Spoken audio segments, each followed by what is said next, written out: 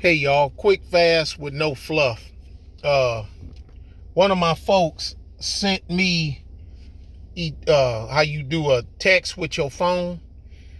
The Army then sent him a letter. He's one of the ones that refused to get the jabby jab, and it was they put a lot of soldiers out.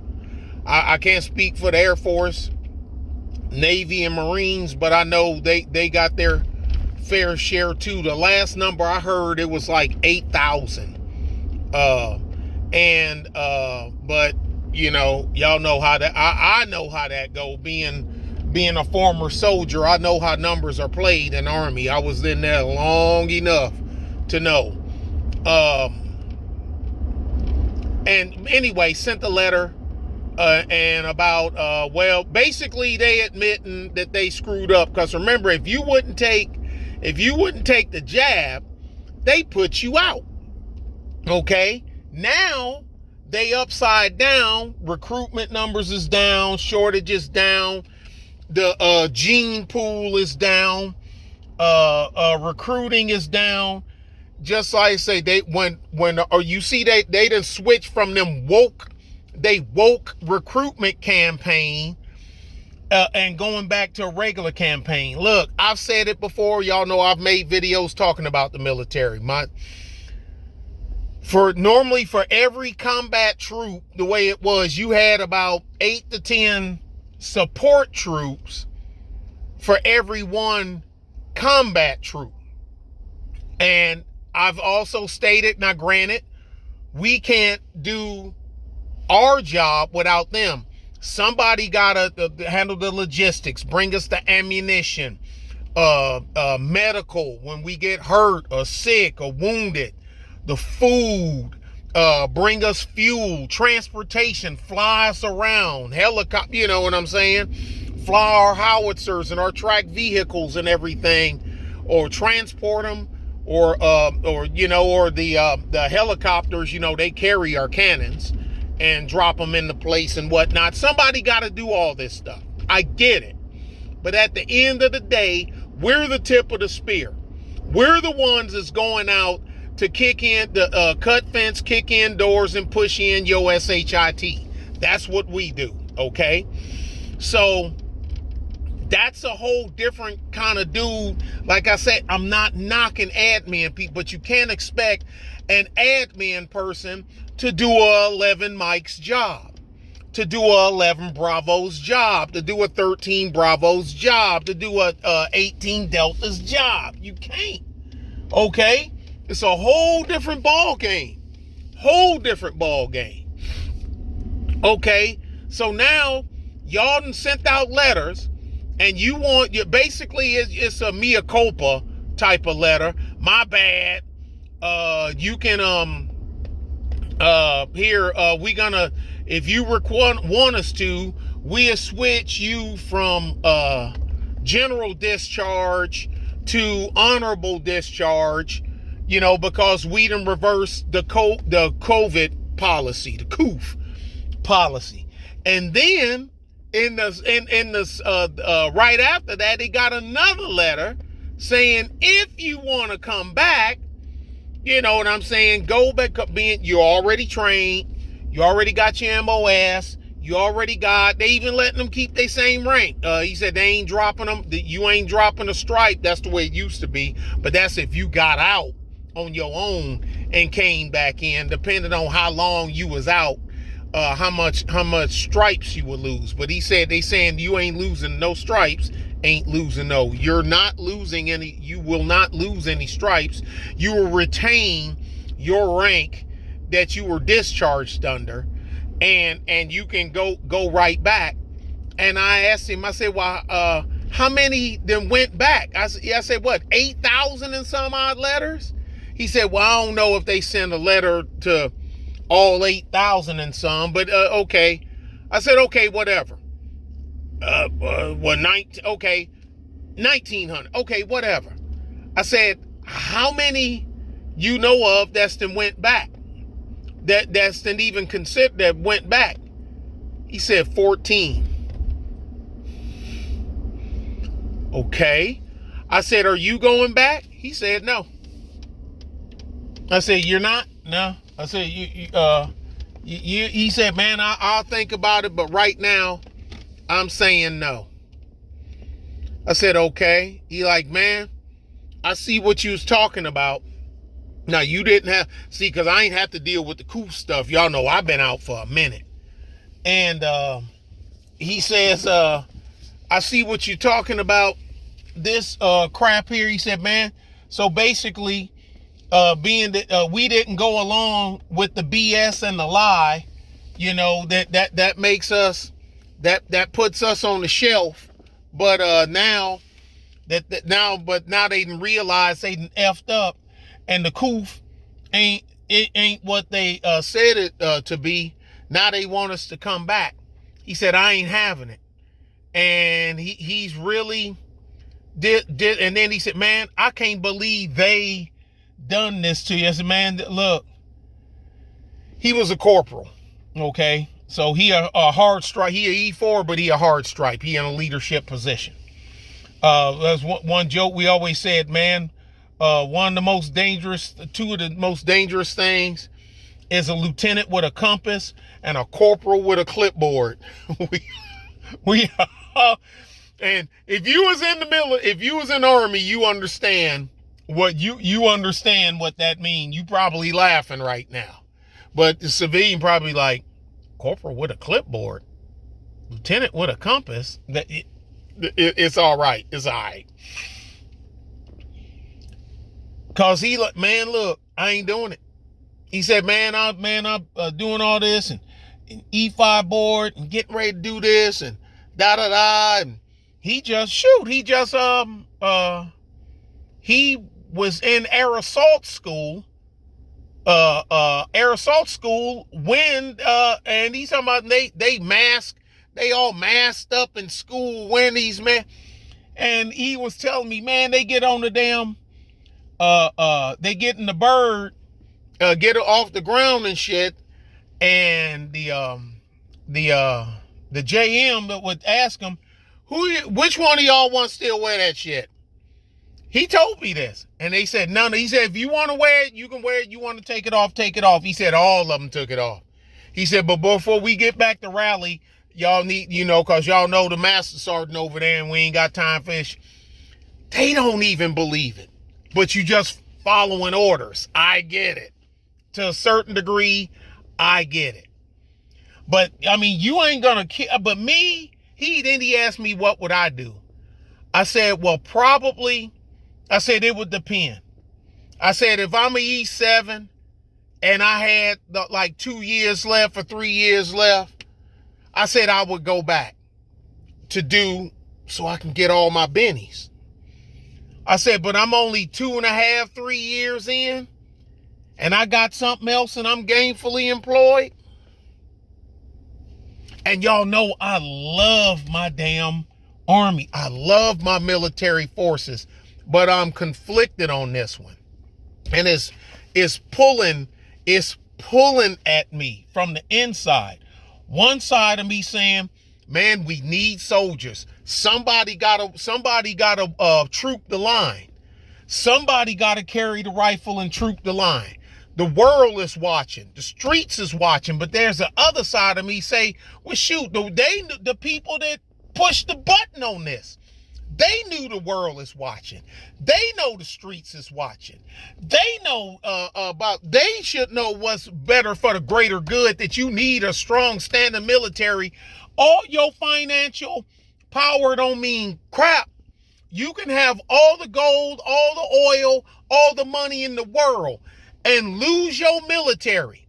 And guess what? You're only holding gold, oil, and money for somebody else to come pilfer, because they coming. They coming. Right now, if that half-breathing baked potato we got sitting up there in the big chair now says, on this day, I'm disbanding all military forces and retracting all the people from around the world and and the only thing we're going to do is coastal defense and blah, blah, blah. The day after that, China's flotilla will be on the West Coast and Russia's flotilla will be on the East Coast. And Vlad will be on the phone with Xi Jinping saying, I'll meet you at the Golden Arch of St. Louis. I feel sorry for whoever got to come through Texas, because they probably going to go around us. Because Texas, remember, we're one only state. We got our own Air Force. We got our own Army. We got Texas Army National Guard. We got our own Army. We got our own naval base. We got our own Air Force. Texas, we just weird like that. So they can go around us because we just supposed to protect our stuff. That's why troops aren't deployed to Texas. Troops are deployed from Texas to other places. Just saying. I wonder, I still don't know why Texas is the only one that got their own, that we got our own. I don't know why. Yeah, states got National Guard, but you know what I mean. I don't know why, though. I might want to look into that one day. But anyway, I understand his conflict. But I told him, I said, if I was him in his position, I only got 2.5 years in, I do the paper so they can change it from general to honorable, and I tell them to go fly a freaking kite in a lightning storm. As much as I love my beloved Army, that's exactly what I tell it to do. Because baked potato in chief and his lemmings, the Secretary of Defense should have been like, you out of your freaking mind. The Chairman Joint Chiefs of Staff should have been like, are you out of your freaking mind? You want to put them out for not masking up, but right now, if they got to go to a combat zone, what are they going to do? What good is that mask going to do them? That mask ain't bulletproof.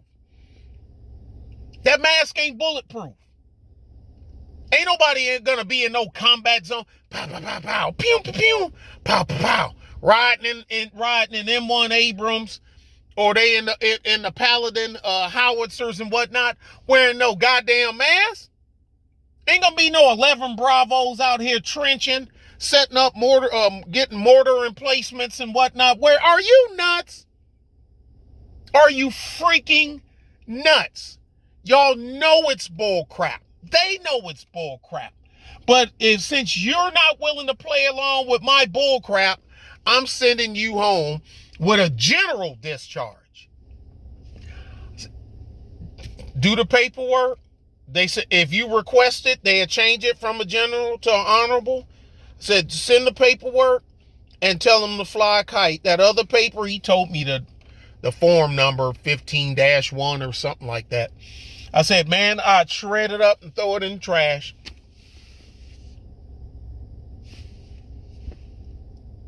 You got a job. You know what I'm saying? You got a job. You making $22 an hour. And you got a job.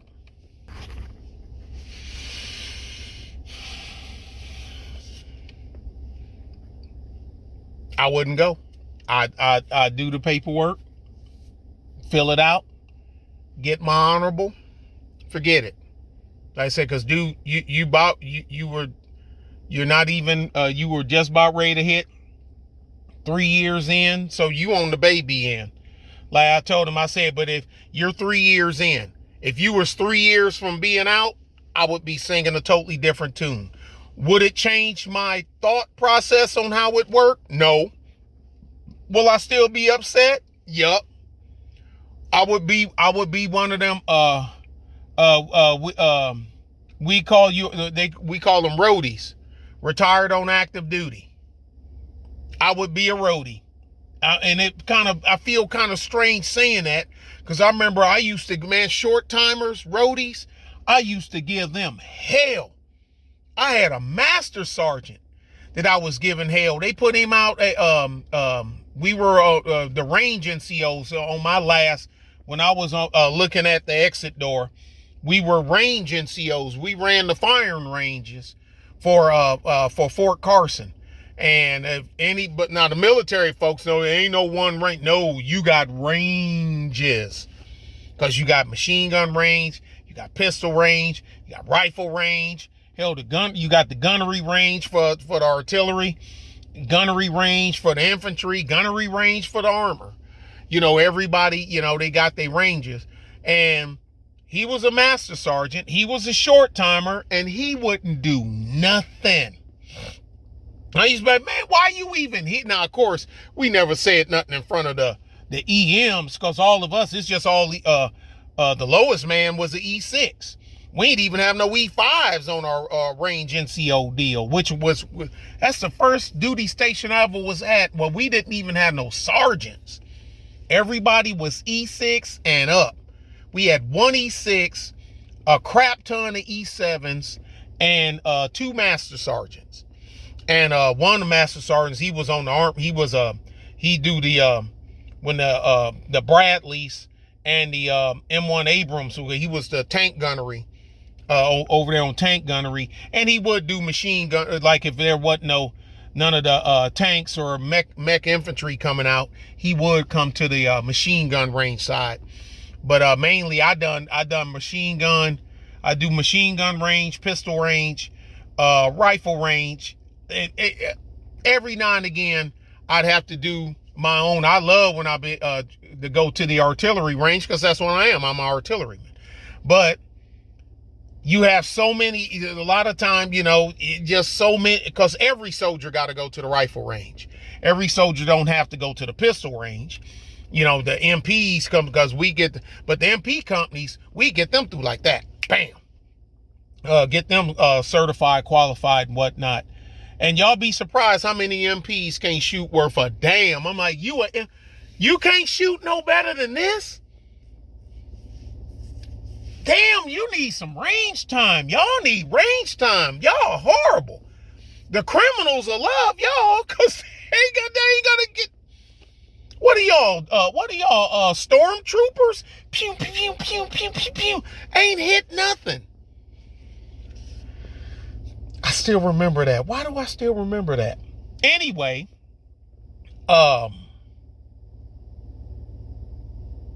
that's what I would do.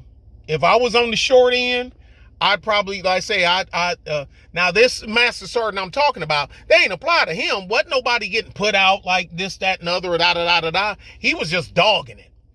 Now you say, man, look, why is he even here? Tucker. What's going on, Chief? Why is he, man, just work around him?